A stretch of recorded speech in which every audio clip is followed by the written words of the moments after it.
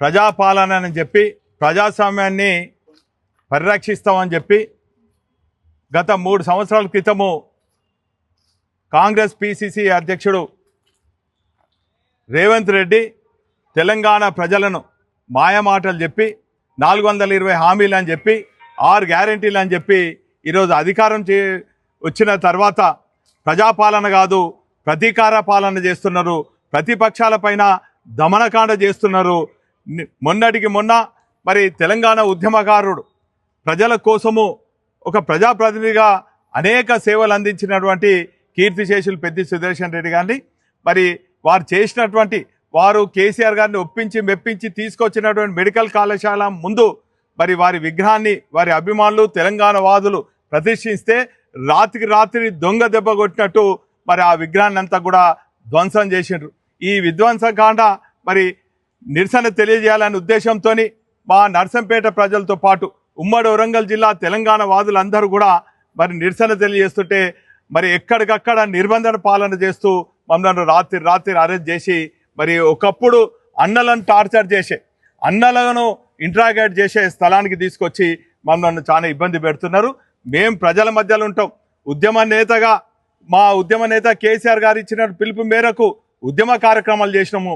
ప్రభుత్వం వచ్చిన తర్వాత తెలంగాణ రాష్ట్రం వచ్చిన తర్వాత ప్రజల పక్షాన ఉండి అనేక అభివృద్ధి సంక్షేమ ఫలాలు ప్రజలకు అందించినాం.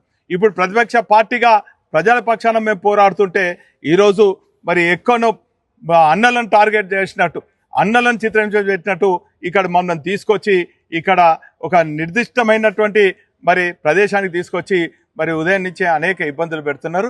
ఏదేమైనప్పటికీ కూడా ఖచ్చితంగా మేము ప్రజల పక్షాన ఉంటాం. ఖచ్చితంగా ఎంత నిర్బంధం అయినా కూడా ఖచ్చితంగా తెలంగాణ ఏ తీరుగైతే సాధించినామో మరి పునర్నిర్మాణం కోసం ఖచ్చితంగా పాటుపడతాం.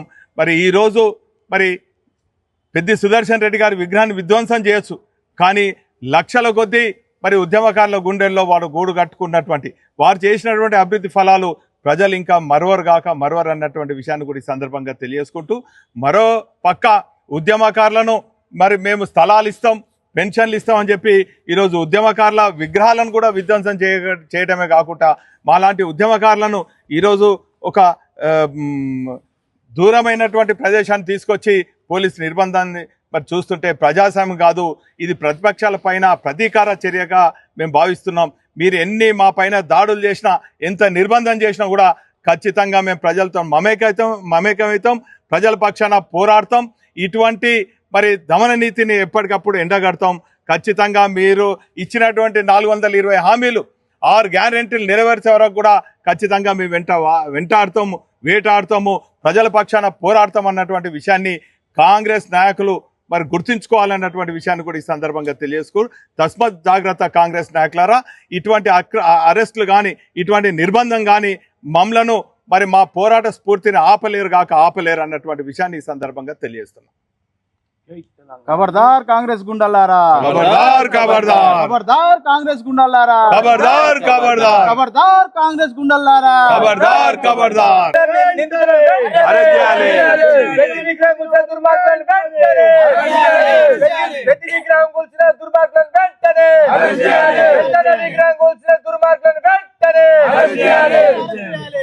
విగ్రహం కూలబట్టిన రౌడీల్ని వెంటనే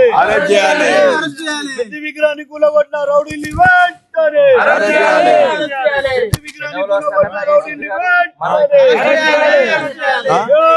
తెలంగాణ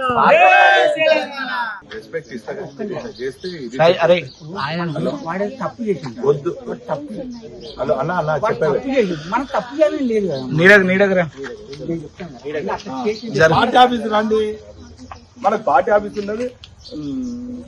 నేను కూడా వస్తున్నా, పార్టీ ఆఫీస్ లో చర్చించుకుందాం.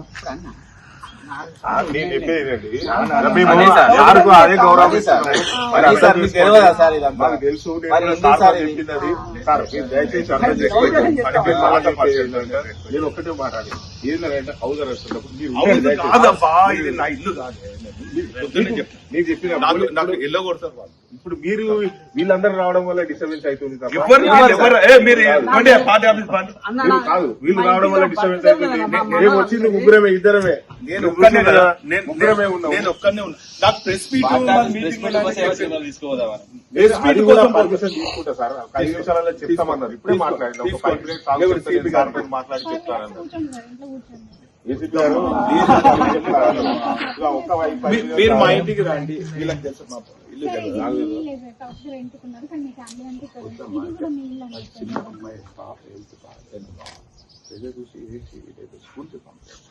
Right to understand.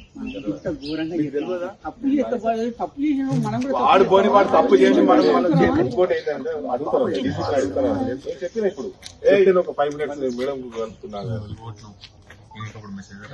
ఒక 5 minutes మేడం కలిపినాను ఆల్రెడీ. బండి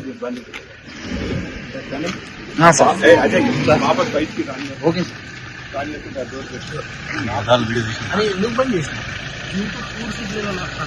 ఏం కాదు, మీ బండిలో కూర్చుంటాను, నా బండిలో కూర్చోండి. మీరు కూర్చోండి, సార్ చేయండి. మీరు కూర్చోండి, మీరు నా బండిలో కూర్చోండి. నాయకుని విగ్రహాలు కూడా కొట్టిండ్రు, ఇది చేసిండ్రు. ఒకసారి మాట్లాడితే సిపి గారికి ఇవ్వండి, డీసీపీ గారికి ఇవ్వండి, ఏసీపీ గారికి ఇవ్వండి. ఏంది ఇది? మేము ఇప్పుడు పూజ పోయేది ఉన్నాయండి. నేను ఇప్పుడు పూజ సామాన్ తీసుకున్నాను. అవసరమే సార్. పూజ పోవాలి. ఇక్కడ న్యూసెన్స్. పార్టీ కార్యాలయం పార్టీ ఆఫీస్ పోతే ఎవరు అది ఇవ్వండి, నేను సిపి గారితో మాట్లాడు, సిపి గారికి ఇవ్వండి. ఏం న్యూసెన్స్ కదా ఇది. మీ దగ్గర రెండు ఉన్నాయి కదా సార్. మీరు అట్లా హనీభాయ్ మా పరిధి కూడా ఇప్పుడు చూడండి, మా పరిధి దాకా హనీభాయ్ నేను అస్సలకే చెయ్యను, చెప్పి చేస్తా. నేను ఇవాళ సార్ ఇప్పుడు మీరు హౌస్ అరెస్ట్ అరే ఎవరు చెప్పి నీ ఉందా, జీవో ఉండదా, ఏమన్నా అరెస్ట్ వారెంట్ ఉన్నదా? మాకున్నది పవర్ ఉన్నాయి. ఎన్నిసార్లు హౌస్ అరెస్ట్ చేయలేదు. ఇది కాదు, ఇక్కడ కాదు, మా మీరు కూర్చోండి, నేను అప్పటికి మీకు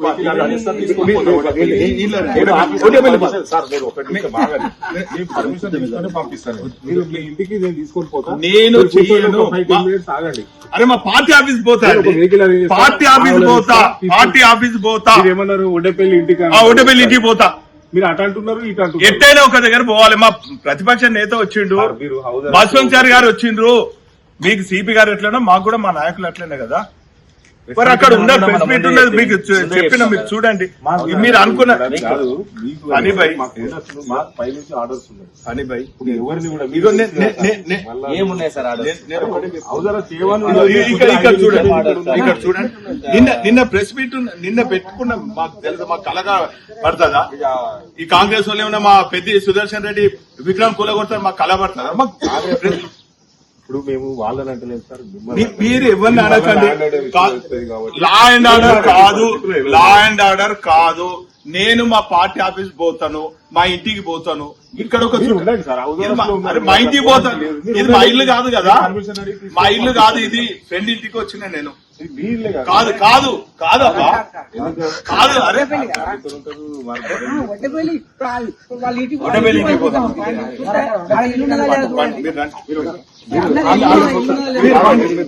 న్యూస్ అంటే ప్లీజ్, మీకు చెప్పింది ఎవరు? సిపి గారు కలపండి. మీరు మాట్లాడండి సార్. మీరు కలపండి, డీసీపీ గారిని కలపండి. మీరు ఏసీపీ గారితో మాట్లాడారు.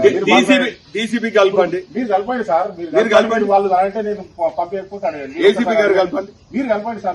ఇప్పుడు మీకు సిపి గారు ఎట్లా చెప్పిండో మాకు మా నాయకుడు చెప్పిండు, ప్రెస్ మీట్ పెట్టామని నేను పార్టీ ఆఫీస్ పోవాలి. ఎలా చేస్తాం సార్? మీరు ఒక్కసారి మీరు అడగండి. వద్దు ఫనీ గారు ప్లీజ్. మీరు అట్లనే కాదు, మీరు కూడా అర్థం అయ్యా, చేసుకోండి.